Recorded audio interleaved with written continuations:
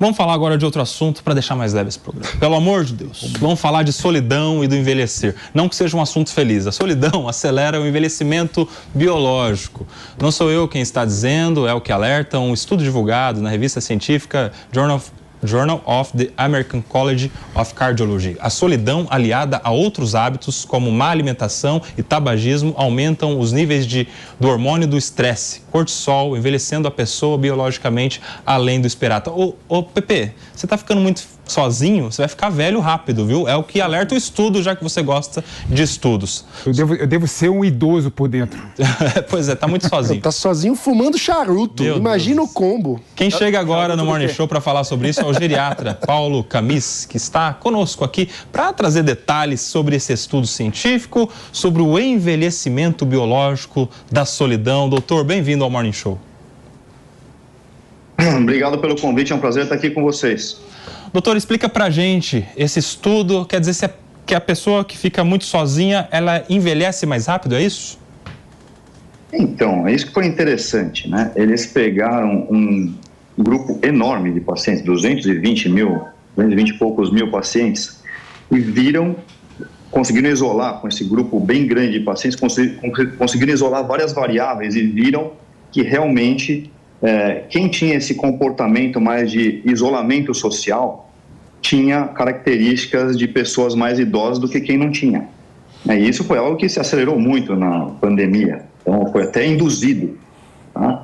E foi totalmente na direção contrária do que o ser humano se preparou para fazer, né? Então, a gente cresceu, a gente evoluiu, digamos assim, em grupo, né? Toda a evolução da espécie humana, ela foi favorecida pelo comportamento em grupo, convívio social. E agora a gente está indo na direção contrária, né? Tudo favorece o seu isolamento, independente da pandemia ou não, né? A partir do momento que você faz tudo online, né? Você tem uma série de facilitadores, mas que isso te deixa cada vez mais isolado e pode ser que isso daí te envelheça mais rápido, né? Então, deixar até uma pergunta, eventualmente, até para os meus colegas médicos, né? Quantas vezes vocês perguntam... A gente está com algum problema aí no áudio do Dr. Paulo Camis. Vamos ver se volta agora. Vamos tentar, doutor? Vamos tentar de novo. Quantas vezes vocês perguntam para os seus pacientes se eles têm amigos? Como é que é a convivência familiar deles? Dificilmente vocês perguntam. E os próprios pacientes, quantas vezes foram perguntados, né? Então, é algo que é importante, devia fazer parte da anamnese médica. Essa falta, às vezes, que a gente vê de suporte familiar, tem até um termo para isso na geriatria, né? Insuficiência familiar, ela muitas vezes vale como uma insuficiência de um órgão, uma insuficiência cardíaca, uma insuficiência renal, tem um impacto tão grande na saúde da pessoa como uma insuficiência de um órgão. Esse é o real impacto da coisa. É interessante isso, hein? A insuficiência familiar tem um impacto tão grande, às vezes, como a insuficiência de um órgão. Ou seja, o mal Exatamente. Que faz o contato ali, o afeto principalmente, né? Agora, a solidão, doutor, você falava aí sobre família, sobre relacionamentos. Isso tem a ver, necessariamente, com os relacionamentos? Porque tem gente que, às vezes, está lidando ali superficialmente com tanta gente, mas está, na verdade, solitário, né? Exatamente, né? A gente está falando de contato físico. O que esse estudo levou em consideração foram perguntas muito básicas, né? Você frequenta algum ambiente de convívio social? Você vai para algum espaço religioso? Você tem um cônjuge, um companheiro que te acompanha? Perguntas básicas, assim. E a nossa cultura latina no Brasil, né? Ela favorece muito mais esse convívio até. Uma cultura saxônica que a gente vê muito nos Estados Unidos. Eu estou até aqui agora, né? Peço desculpa se a conexão está oscilando e ir para o congresso aqui em Boston, mas assim, é muito comum as pessoas estarem muito mais isoladas aqui do que em países latinos, por exemplo. Então a pessoa faz o ensino médio num lugar, a faculdade em outro, a pós-graduação em outro e a família fica toda espalhada pelo país. Então a gente vê isso muito mais aflorado aqui, né? Então, a gente pode ver uma vantagem também da nossa cultura, né? A gente vive falando mal do Brasil e tal, mas isso é uma que a gente pode favorecer, né? O calor humano, a gente vê muito mais em países como o nosso do que em países de culturas saxônicas, digamos assim. Doutor Paulo, a pergunta agora vai ser do Mano Ferreira. Bom dia, Vamos doutor. lá. Obrigado por estar aqui conversando com a gente.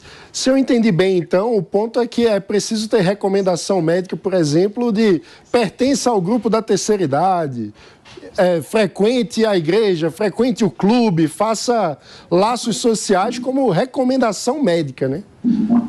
Perfeito. Então, de uma maneira geral, é exatamente isso, né? Conviva com outros seres humanos. Espera aí. Eu não estou falando nenhum absurdo, eu estou falando óbvio, mas agora a gente está tendo até um respaldo biológico. A gente vê um aumento do hormônio cortisol, circulatório hormônio do estresse, que realmente, né, tem uma correlação direta com o envelhecimento. Então, assim, agora a gente está tendo um respaldo biológico para algo que a evolução já teria previsto.